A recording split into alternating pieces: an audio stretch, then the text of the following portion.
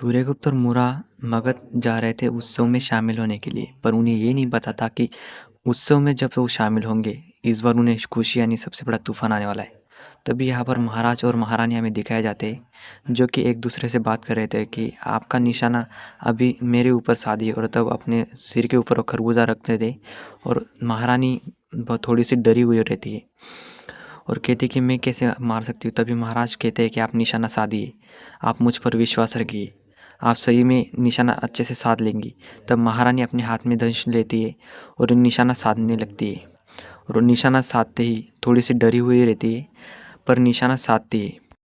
तब हमें दिखाया जाता है कि महाराज शिशुनाथ महारानी की तरफ देखते हैं। तब महारानी तीर कमान चला देती है और तीर कमान सीधा जाकर खरबूजे को लगता है।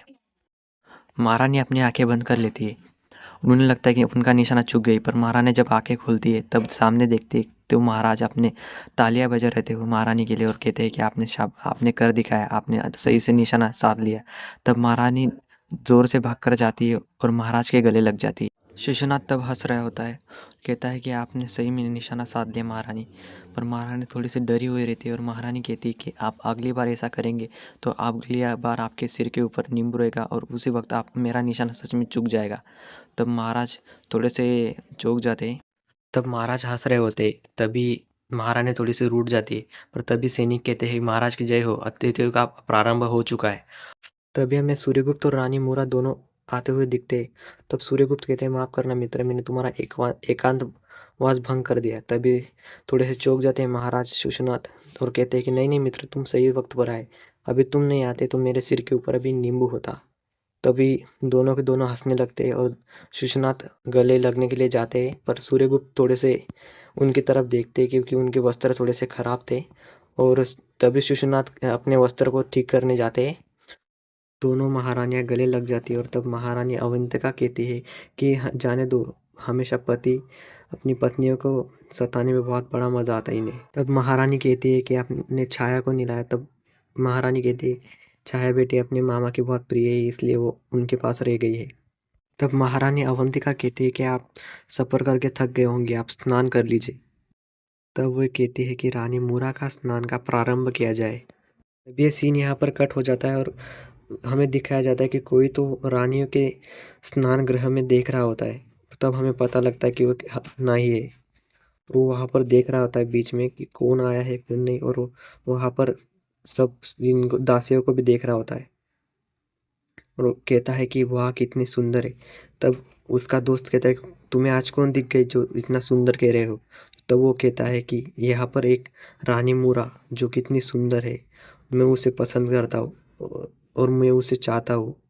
तभी वो उसे नीचे गिरा देता है और कहता है कि तुम इतने नीच हो कि तुमने एक गर्भवती स्त्री के ऊपर भी अपनी बुरी नज़र डाली। तब वो कहता है कि मैं उन्हें नहीं देखा कि वो गर्भवती है, मैं तो बस उसे देख रहा था, ना कि उसके पेट को, और मैं तो बस उससे अपना बनाना चाहता हूँ। तभी वो कहता है कि तुम्हारा कुछ नहीं होगा, और दोनों के दोनों वहाँ से नीचे चुप जाते क्योंकि कोई सैनिक वहाँ से जा रहे थे।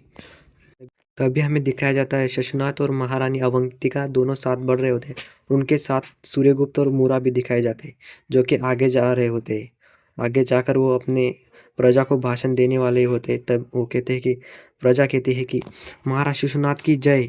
पर तभी शिशुनाथ कहते हैं कि मेरी जय नहीं, और ना ही मगध की और ना ही पाटलिपुत्र की, और जय करनी भी है तो भारत माता की करो, क्योंकि जीवन में माँ एक ही मिलती है और हमें हमारी माँ का ऋणी होना चाहिए।